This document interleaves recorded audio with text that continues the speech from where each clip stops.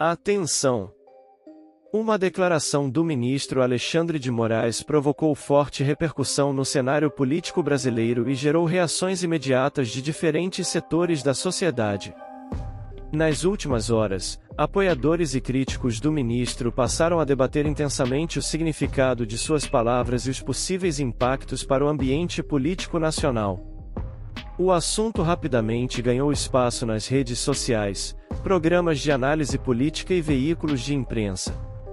O episódio ocorre em um momento de elevada polarização, no qual praticamente qualquer manifestação de autoridades, lideranças políticas ou instituições acaba gerando interpretações diferentes entre grupos com visões opostas. Antes de continuarmos, deixe seu comentário. Qual foi sua interpretação da declaração? Você acredita que ela esclarece o debate ou aumenta ainda mais a polarização política? Também aproveite para se inscrever no canal, ativar o sino das notificações e compartilhar este vídeo com quem acompanha a política e gosta de analisar os fatos por diferentes perspectivas. Presidente, o que diz o parágrafo 1º do artigo 12?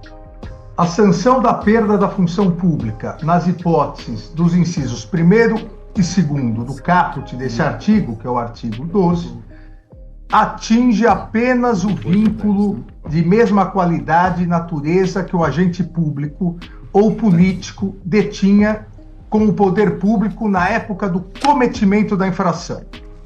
E aí abre uma exceção, podendo o magistrado, na hipótese do inciso 1º do caput, em caráter excepcional, estendê-lo aos demais vínculos, consideradas as circunstâncias do caso e a gravidade da infração.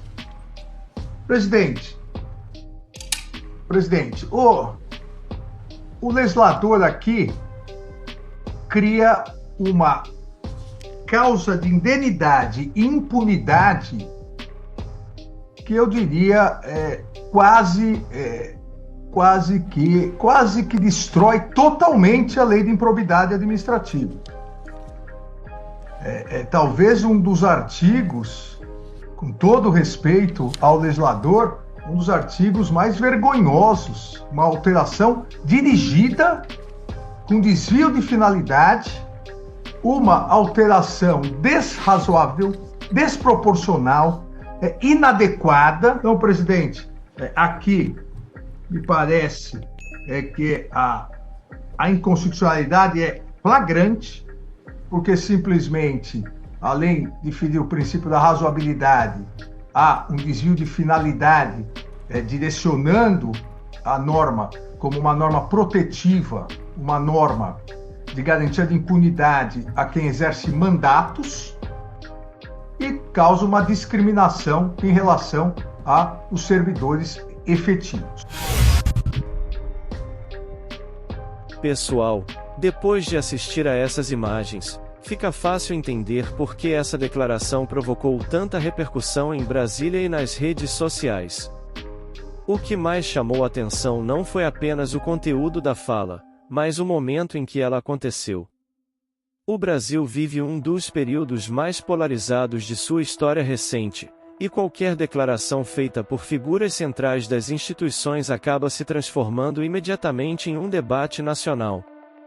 Nas últimas horas, apoiadores do governo e setores progressistas passaram a afirmar que a fala reforça argumentos que vêm sendo defendidos há muito tempo sobre o papel das instituições democráticas, dos limites da atuação política e da responsabilidade de lideranças públicas quando fazem acusações ou questionamentos que impactam milhões de pessoas. Por outro lado, críticos do ministro reagiram rapidamente e passaram a questionar diversos pontos da declaração. E é justamente isso que mostra o tamanho da divisão política que existe hoje no país. Mas existe um ponto que merece atenção. Independentemente da posição política de cada pessoa, uma parte importante do debate brasileiro deixou de ser sobre propostas concretas para se transformar em uma disputa permanente de narrativas. E é exatamente por isso que determinadas declarações ganham repercussão tão grande. Quando uma autoridade de alto escalão faz uma fala pública, ela não está falando apenas para um grupo político específico. Ela está falando para o país inteiro. E foi exatamente isso que aconteceu aqui. A repercussão ultrapassou as fronteiras de Brasília, dominou as redes sociais e gerou milhares de comentários em poucas horas. Muitos analistas políticos afirmam que esse episódio mostra como as instituições continuam no centro do debate nacional. Outros entendem que ele representa mais um capítulo da disputa política que deverá se intensificar ainda mais conforme as eleições se aproximam. O fato é que o cenário político brasileiro continua extremamente aquecido. As redes sociais ampliam cada declaração. Os vídeos viralizam rapidamente. Os discursos são compartilhados por milhões de pessoas. E cada fala passa a ter consequências políticas muito maiores do que teria alguns anos atrás. Por isso tanta gente está acompanhando atentamente cada movimento, cada entrevista e cada pronunciamento. Porque, goste ou não, as decisões tomadas hoje podem influenciar diretamente o debate público dos próximos meses.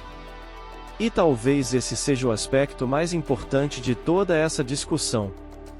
Não se trata apenas de uma declaração isolada. Trata-se do reflexo de um país que continua profundamente dividido, com diferentes grupos interpretando os mesmos acontecimentos de maneiras completamente diferentes. Enquanto alguns enxergam fortalecimento institucional, outros veem excessos. Enquanto alguns falam em proteção da democracia, outros falam em restrições e limites ao debate político. E essa disputa de interpretações deve continuar ocupando espaço central no noticiário nacional. Agora eu quero saber a opinião de vocês. Qual foi o trecho mais importante da declaração? Vocês acreditam que ela ajuda a esclarecer o debate político ou aumenta ainda mais a polarização? E quais impactos esse episódio pode ter nos próximos meses? Comentem aqui embaixo porque esse assunto ainda promete gerar muita discussão.